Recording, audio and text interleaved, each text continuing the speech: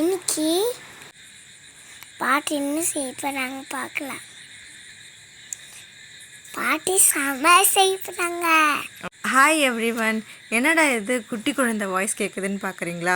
ஒன்றும் இல்லைங்க, ஜெஸி சிஸ்டரோட பாப்பா என் கூட இந்த மாதிரி ரெக்கார்ட் பண்ணிகிட்டே இருக்கும்பொழுது நான் பேசுகிறேன்னு சொல்லிட்டு வந்துட்டாங்க. அதனால் அவங்களுக்கு ஒரு சான்ஸ் கொடுத்தேன். அப்புறமா தான் அவங்களுக்கு திருப்தியாச்சு.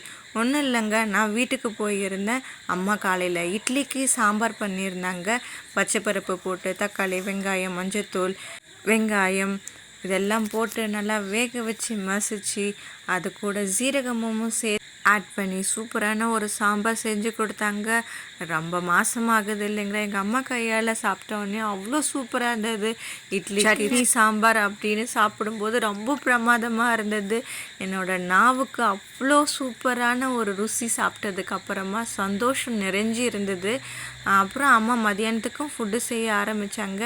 நிறைய நான் போனதுக்கப்புறம் ஐட்டம் செஞ்சாங்க. ஆனால் எதுவுமே என்னால் வீடியோ எடுக்க முடியல. அம்மா தங்கச்சி அவங்க கூட இருந்ததுலே அப்படியே டைம் போனதே தெரியல. அதனால் எந்த வீடியோவும் எடுக்கலை.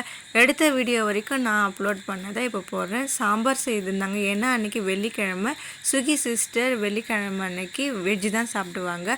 அதனால் அன்றைக்கி சாம்பார் எல்லா விதமான காய்கறிகள் போட்டு செய்யுங்கன்னு நானும் சொல்லியிருந்தேன். நல்ல சூப்பரான ஒரு சாம்பார் செஞ்சு அதுக்கு கருணைக்கிழங்கு பொரியல் செஞ்சு கொடுத்தாங்க.